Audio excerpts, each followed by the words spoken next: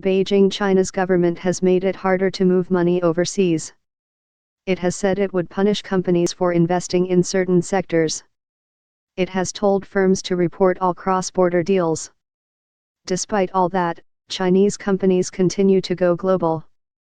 Zhejiang Geely Holding Group, the Chinese company that bought Volvo cars in 2010, said on Wednesday that it would acquire an 8.2% stake in Volvo, a Swedish manufacturer of trucks, from the activist investment firm Cevian Capital. The deal, valued at $3.2 billion based on a New York Times calculation, would make Geely the truck maker's largest shareholder. It is the latest sign that Chinese companies are still on the lookout for deals provided they are in line with the government's strategic goals.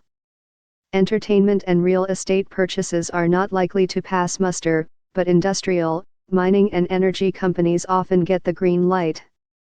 The approach fits the government's agenda.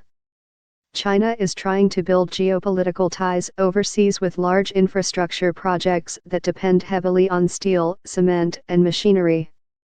At home, it wants to develop domestic giants in areas like artificial intelligence and renewable energy to compete with Western stalwarts. It's not like they are pulling back. I can't do what I wanted, so now I'm done.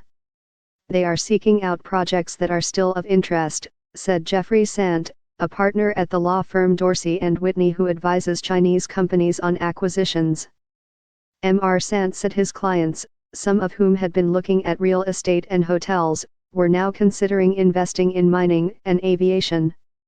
I think it takes a certain kind of person who would want to do cross-border deals, and those people don't want to just give up, he said.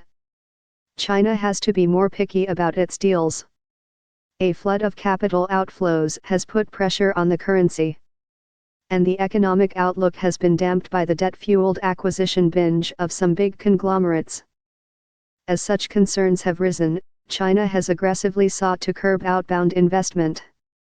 In a statement on Tuesday, the National Development and Reform Commission, the Chinese government agency that oversees economic planning, said the country's companies would have to report all foreign investment deals through a new online system. It said it would establish a mechanism to supervise overseas deals so as to better safeguard national interests and national security.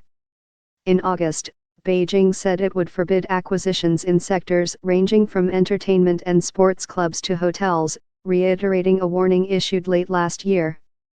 There are some signs the new rules are having an effect.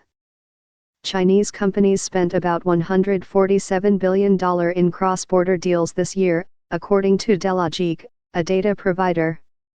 That is sharply lower than last year, when in a record buying spree they poured $217 billion into a wide variety of overseas businesses, including movie companies and soccer clubs. But the government is not against all acquisitions. China said it would approve acquisitions by qualified companies and encourage deals that supported the One Belt, One Road initiative, President Xi Jinping's ambitious push to increase China's influence through infrastructure projects across Asia, Africa, and Europe. In the last 4 months, Chinese companies spent about $36 billion on outbound mergers and acquisitions, Delogic data showed.